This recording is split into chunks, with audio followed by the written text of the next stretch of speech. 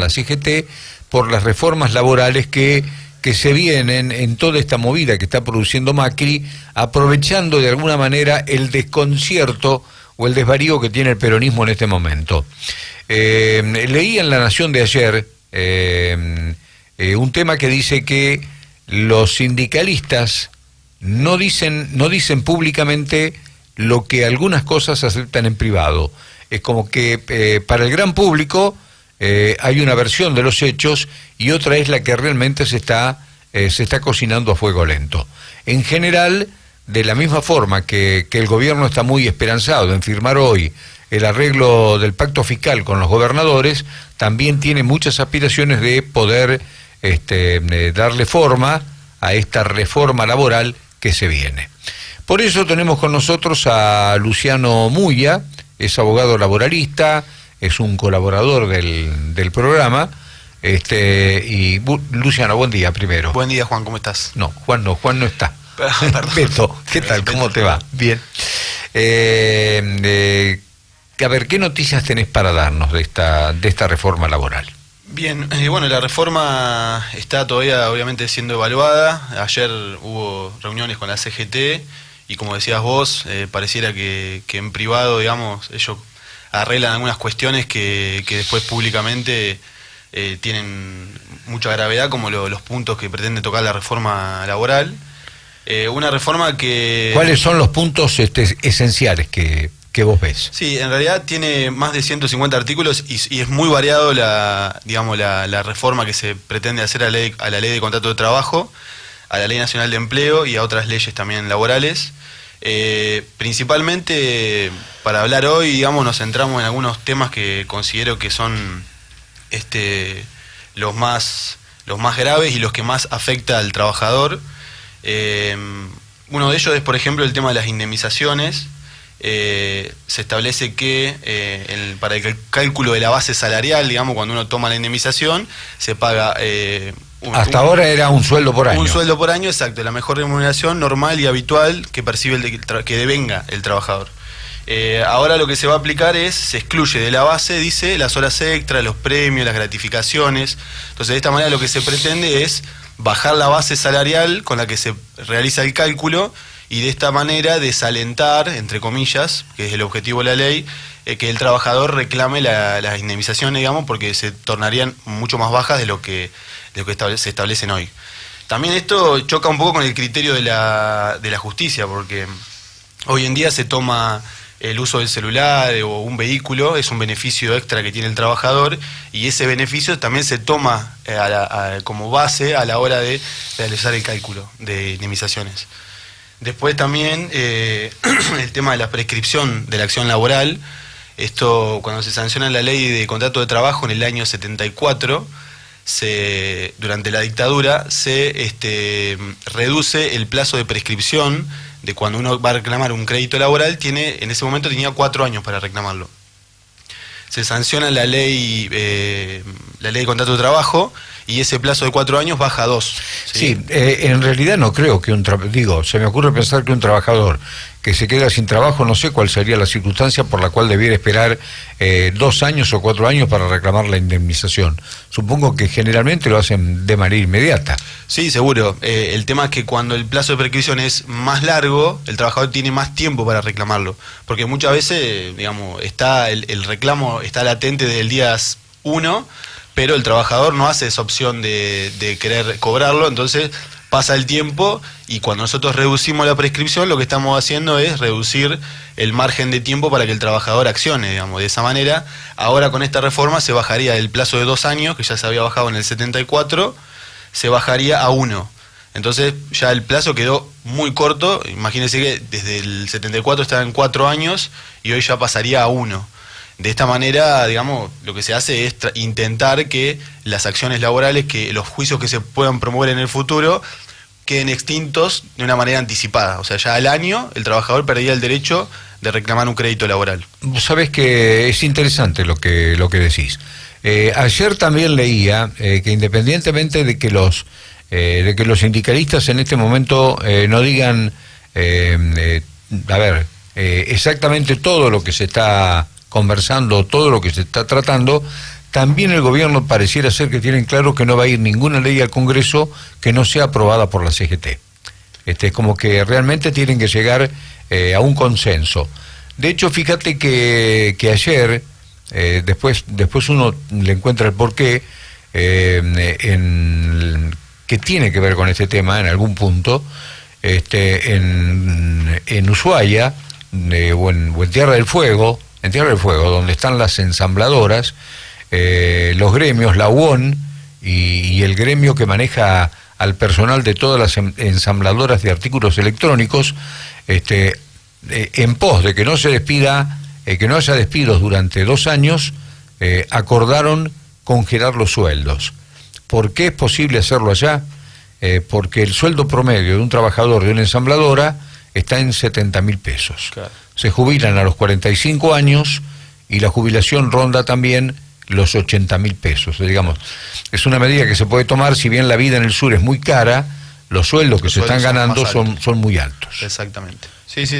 De hecho, la reforma lo que hace, promueve la libertad de poder negociar por rama, por actividad, por convenio, digamos, que esto que se plantea acá, que es un retroceso para el trabajador, pueda ser mejorado de manera no individual, pero sí negociado por ramas, por actividad o por convenio. Por otro lado, también lo que hace la reforma laboral es establecer algunas contrataciones precarias, digamos, en las que el trabajador podría trabajar en relación de dependencia, por ejemplo, bajo la figura vendría a ser del trabajador independiente, se llama. Es un trabajador que tiene dependencia económica con el empleador, pero independencia en cuanto a su tarea. Es una figura media rara, que en realidad lo que hace... ¿Es como si estuviera tercerizado? No, porque el terciarizado de última tiene una relación directa con la empresa terciarizada, aunque sea. No tiene relación de dependencia, solamente la dependencia es económica. O sea, el empleador le paga la remuneración, pero el trabajador aporta a su propia caja, se va a armar un sistema único en el que uno puede hacer su propio aporte a ese sistema y recibe su obra social, paga los aportes de su jubilación y no tiene una relación de dependencia con la empresa, pero sí una dependencia económica. Es una figura extraña que recién se está elaborando para ver si se aprueba, pero que desde ya transgrede todos los pilares y los principios del derecho laboral, porque en definitiva la concepción de que el trabajador puede trabajar alguien autónomo dentro de una empresa, pero sin embargo tiene dependencia económica, es, digamos, justamente el rasgo característico de un trabajador en relación de dependencia, que el empleador le pague la remuneración. Si existe esa dependencia económica, estamos ante una relación de trabajo en los términos normales, como dice la ley de contrato de trabajo. Esto es una figura extraña que lo que se intenta es correr al empleador de esa responsabilidad que tiene sobre la remuneración, sobre los aportes. Eso sería aplicar para, tal vez cupiera utilizar esa figura que vos estás mencionando en personas que hoy está tercerizada. ¿Tendría sentido?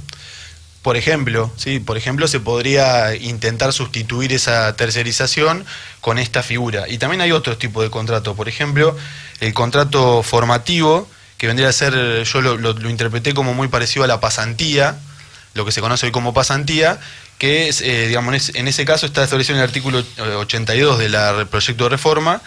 En este caso lo que haría el trabajador es capacitarse, mientras trabaja como una pasantía, pero se permite que se renueve ese contrato, cosa que en la pasantía no se permitía. Entonces, de esta manera lo que podemos lograr es que bajo una forma de pasantía, o que en este caso se llama práctica formativa, el trabajador preste servicio durante un tiempo mayor al que permitía la ley de pasantías. ¿La pasantía cuántos son? ¿6 meses? Un año. Hasta un año. Esto permitiría poder prorrogarlo por 6 meses más. Y también establece una serie de pautas que debe respetar, que en el contrato de pasantía no se había establecido. Pero de cualquier manera la reforma lo que hace, como para ir redondeando, porque es mucho las cuestiones que se pretende tocar, es, un poco flexibilizar, la forma de contratación, permitir que el empleador tome trabajadores y tenga menos costos de aporte y contribuciones, porque lo que se hace también, de los pilares... Me parece que debería tener 2 pilares fundamentales, ¿no? Una es que no afecte en demasiado, que no afecte fundamentalmente algunas de las conquistas que tiene el trabajador, pero a su vez que esas conquistas no dificulten el ingreso al trabajo organizado, por decirlo de alguna manera, de mucha gente que hoy está en negro. Digo, bueno, debe ser muy difícil conciliar las dos cosas, ¿no? Seguro. Digamos, bajar lo que se denomina, en alguna parte, o por lo menos en el área laboral, el costo argentino en lo laboral. Sí, no sé si lo va a conseguir el gobierno, ¿no? Seguro. Discutir los costos que le representa a un empleador tener un trabajador es una discusión que hay que dar, digamos, que hay que avanzar en eso. El tema es cómo se avanza y quién pierde en esa relación. Por lo menos en el proyecto que se está elaborando ahora, que va a ser tratado supuestamente esta semana o la semana que viene, lo que se establece es un sistema de, en caso que haya deudas de aporte patronal o haya trabajadores que no estén registrados, lo que hace es se establece un sistema de condonación, o sea que para el que nos está escuchando, es un tipo de perdón, digamos, de la deuda. Lo que hace el Estado es perdonar esa deuda que se había generado por la falta de registración o por una registración imperfecta, y de esta manera, digamos, da un poco el camino hacia la evasión, digamos, porque pienso en las grandes empresas, que son en realidad las empresas que más evaden, van a tener la posibilidad de blanquear a estos trabajadores y de repente se hace una condonación de deuda, entonces ya esos son recursos que pierde las cajas de seguridad social, o sea, ANSES, parte del dinero que tiene también viene de estas multas y demás que se tienen que pagar por no haber registrado a un trabajador. Y en este caso lo que se pretende es justamente perdonar el 100% o hasta el 70% o la mitad de las deudas que se tienen, e inclusive también establece vendría a ser la extinción de la acción penal. O sea, esto significa que cuando uno evade, por ejemplo, aportes que tienen que ver con la seguridad social, si la deuda alcanza un determinado nivel, se convierte también en un delito penal, porque es una evasión grave. Sí. Entonces lo que la ley incorpora también es la extinción de la acción penal, es decir, no se podrá accionar por juicios. Entonces, por eso digo, va mucho más allá la reforma. Lo que intenta es hacer una especie de borrón y cuenta nueva. O sea, hasta acá yo te perdono la deuda, si vos la reconocés, porque la ley establece un plazo en el que el empleador se puede presentar voluntariamente, reconocer que hay trabajadores que no están registrados, y de esa manera se le perdona la deuda, ¿no? Y si se hubiese producido un delito penal, se extingue la acción penal para que de acá en adelante el empleador comience a cumplir con las obligaciones laborales, que también tienen otra modificación, porque recordemos que las alícuotas que se pagan por trabajador para el sistema de jubilaciones, por ejemplo, va a bajar del 21% al 19% hasta el año 2021.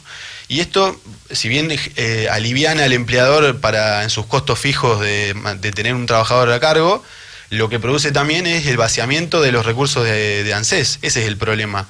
Se estima que ANSES, con la reforma tributaria y con la reforma laboral, que un poco van de la mano, perdería 172.728 millones de pesos, que esto sería el 15%, el equivalente al 15% del dinero que tiene ANSES hoy. Sí, hay una gran preocupación en el tema ANSES porque, bueno, viste, es conocido, es sabido que en los últimos tiempos se ha jubilado muchísima gente que nunca hizo aportes, y bueno, se dice que eso es insostenible en el tiempo, y la CGT acepta que esa situación no es sustentable.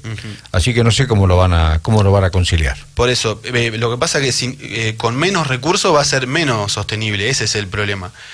Hoy ANSES lo que hace va a tener menos recursos para afrontar todos estos gastos que vos estás hablando, Beto, y entonces es un problema, porque en definitiva, en largo plazo, los que van a perder van a ser los más vulnerables, que son los que necesitan tener acceso a ese tipo de prestaciones. Viste que cuando hablamos, yo tengo por ahí tenemos miradas distintas en algún punto en este aspecto. Cuando hablamos de reforma laboral, siempre la reforma se aplica sobre la gente que tiene trabajo. La CGT siempre defiende a las personas que el sindicalismo organizado, por llamarlo de alguna manera, defiende a la gente que está en regla. Entonces queda siempre afuera toda la gente que está precarizada. Entonces digo, bueno, me parece que la reforma tendría que servir en algún punto, si el trabajador organizado pierde algo, tendría que ser en beneficio de aquel que no tiene nada. Sí, seguro. De hecho, ahí encontraríamos, algún punto de equilibrio. Sí, de hecho prevé acá un plan de empleo joven, empleo juvenil, dice, en el cual podrían realizar trabajos en dependencias públicas y privadas y cobrar una remuneración por esto, que no le da el carácter remunerativo, más bien es un subsidio que se le paga. Pero bueno, son programas de trabajo que se pretenden implementar con la reforma, que después hay que ver en qué termina eso, porque muchas veces si después un programa de trabajo juvenil termina en una relación laboral, en relación de dependencia, que cumple una jornada laboral como cualquier otro trabajador, entonces ahí lo que tenemos es una precarización del trabajador, porque bajo la figura de un empleo juvenil, bajo la figura de un trabajador independiente, por ejemplo, encubrimos una relación laboral para que el empleador no pague tantos aportes, no pague tantas contribuciones, y de esa manera somos más competitivos, entre comillas. ¿Qué es lo Luciano, que se busca con te propongo una cosa, cuando se sancione, porque la ley, supongo que si no hay demasiadas diferencias que sean insalvables, la ley se va a sancionar en poco tiempo, volvemos a conversar, y ahí vamos a tener punto por punto cómo quedó esta situación. Exactamente, un panorama más claro, porque inclusive hay cosas que se dejaron de lado, el tema del banco de horas, y el tema de las horas extras es algo que la CGT supuestamente ayer habían sacado del proyecto, que está en el proyecto que yo tengo hoy acá en mano. Pero seguramente con el correr de la semana, cuando se apruebe, vamos a tener ya una ley definitiva, y ahí bueno, vamos a poder hablar sobre una base más certera, me parece. Luciano Mugia, muchísimas gracias, muy atento. Gracias a ustedes. Que sigas bien.